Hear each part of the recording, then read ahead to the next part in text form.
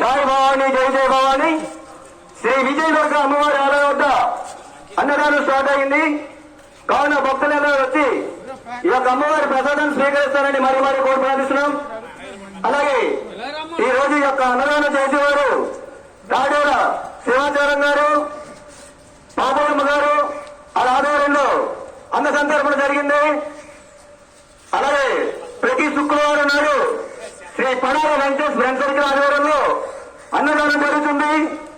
ఎవరైనా అన్నదానం చేయించుకుంటారంటే ముందుగా వచ్చి పేరు నమోదు చేసుకోవాల్సిందిగా కోరి ప్రార్థిస్తున్నాం.